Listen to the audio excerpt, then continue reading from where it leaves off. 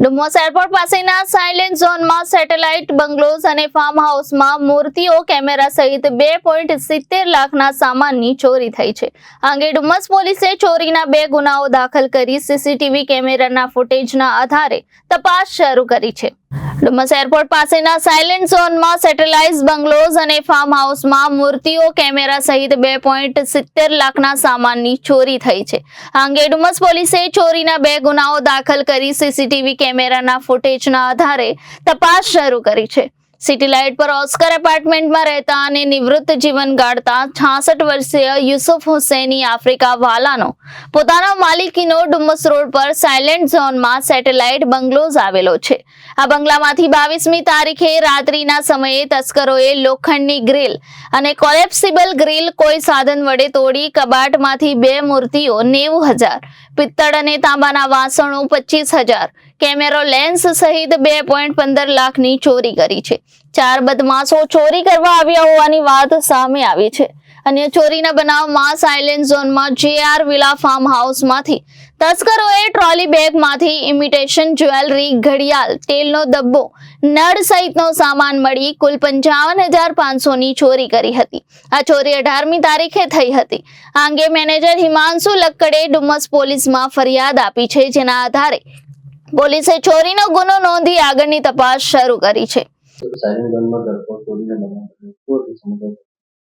ગત તારીખ 22/7/2024 રોજ સેટેલાઇટ બંગલો સાયલેન્ટ ઝોન ડુમસ ખાતે રાત્રિના સમયે 4 અજાણ્યા ઈસમોએ બંગલાની પાછળની ગ્રીલ તોડી ગેરકાયદેસર ગૃહ પ્રવેશ કરીને તાંબા પિત્તળની વિવિધ એન્ટિક કલાકૃતિઓ તેમજ DSLR કેમેરા અને લેન્સ એમ મળીને કુલ્લે આશરે 2,15,000ની મત્તાની ચોરી કરેલ હતી.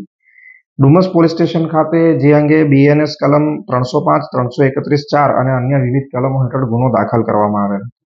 આ ઉપરાંત આવા જ અન્ય એક બનાવમાં જે ગઈ તારીખ 18/7/2024ના રોજ સાયલેન્ટ ઝોન પ્લોટ નંબર 195-96 ખાતે બનેલ હતો, જેમાં અજાણ્યા ઈસમોએ ઘરફોડ કરીને સેમ એમોથી ગ્રીલ તોડી ઘરફોડ કરીને આશરે 55,000ની કિંમતની મત્તાની ચોરી કરેલ હતી. આ ઉપરોક્ત બનાવોની ત્વરિત ફરિયાદ લઈ ડુમસ પોલીસ સ્ટેશનના થાણા ઇન્ચાર્જ તથા અન્ય સ્ટાફે મળીને બાતમીદારોના તંત્ર તેમજ ટેકનિકલ સર્વેલન્સનો ઉપયોગ કરી ગણતરીના કલાકોમાં આ 4 ઈસમોની ગેંગને ઝડપી પાડેલ છે તથા તમામ મુદ્દામાલ કબજે લીધેલ છે.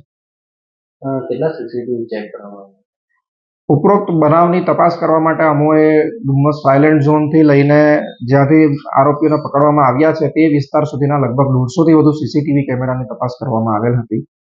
આ લોકોનો કોઈ ગુનાહિત ઇતિહાસ? અન્ય ગુનાહિત ઇતિહાસ આ પૈકી એક વ્યક્તિનો છે તથા અન્યની તપાસ ચાલુ છે. નામ શું છે અને ક્યાંના છે આ લોકો?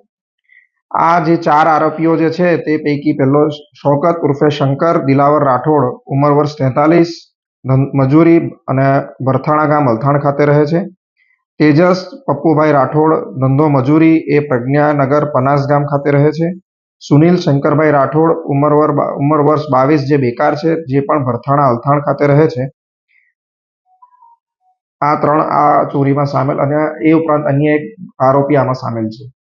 માલ કઈ જગ્યાએ ચોરીનો છુપાયેલો? આ પૈકીનો અમુક માલ તેઓએ સાયલેન્ટ ઝોનની નજીકના આવાવાળું ખેતરોમાં છુપાવેલ હતો તથા અમુક મત્તા એમની પાસેથી એમના રહેઠાણેથી કબજે કરવામાં આવેલ છે. Reporter Hitesh Prajapati, Janadesh news, Surat.